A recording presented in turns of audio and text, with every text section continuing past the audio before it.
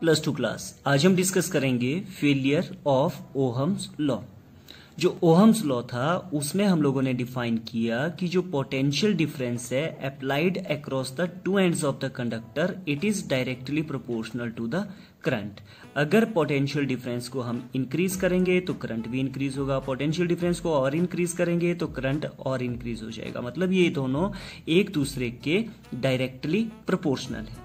लेकिन Ohm's law is not a fundamental law. जो Ohm's law है ये फंडामेंटल लॉ नहीं है। Therefore the relation V equal to RI is not strictly obeyed in many cases.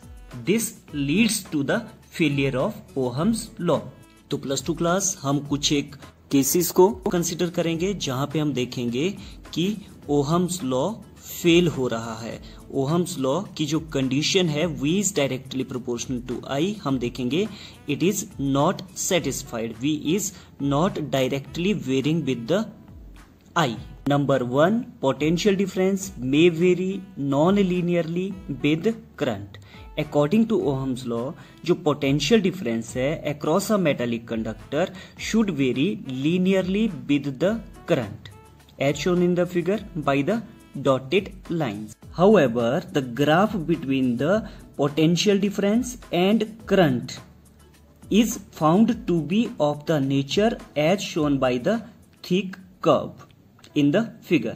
When current is continuously increased through the conductor, it happens due to the heating effect of the current. Due to rise in temperature of the conductor, its resistance increases. Even if the temperature is kept constant, in case of some conductors, their resistance increases on increasing the current. Number 2, the variation of current with potential difference may depend upon sign of the potential difference applied. Ohm ने हमें कहा कि V is directly proportional to I, लेकिन अगर हम consider करें semiconductor diode को या फिर पीएन जंक्शन को, जिसको पीएन जंक्शन भी बोलते हैं, तो क्या होगा। सपोज कीजिए हम पीएन जंक्शन को कनेक्ट कर देते हैं किसके साथ, बैटरी के साथ। किस तरह से, पीएन जंक्शन का पी सेक्शन को अगर हम कनेक्ट करें पॉजिटिव टर्मिनल के साथ, एन सेक्शन को हम कनेक्ट करें नेगेटिव टर्मिनल के साथ, तो फिर हम बोलते हैं junction diode is forward biased. और अगर हम पी सेक्शन को कनेक्ट कर दें नेगेटिव टर्मिनल और एन सेक्शन को कनेक्ट कर दें positive terminal of the battery के साथ, तो फिर हम बोलेंगे junction diode is reverse biased.